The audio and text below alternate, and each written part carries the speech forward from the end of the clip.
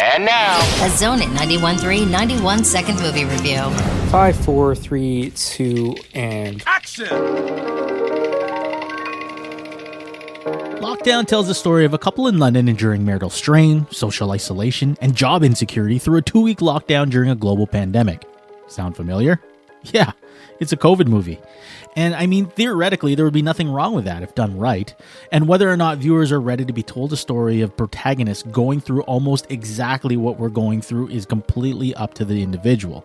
But not only does Lockdown mirror our current situation, it enhances its awkwardness with dramatic monologues peppered into a laundry list of what we now consider to be COVID cliches. Everything from the Zoom calls, the daily banging of pots and pans, to the toilet paper holders.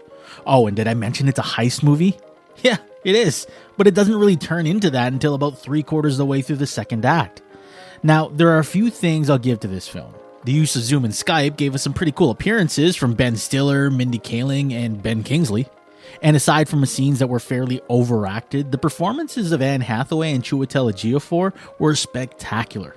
Their poetic delivery of lines and monologues were generally well executed, but their stellar performances, coupled with the video conference cameo appearances, weren't enough to outweigh the flaws that ultimately made this a mediocre film. All in all, the film seemed rushed and poorly structured.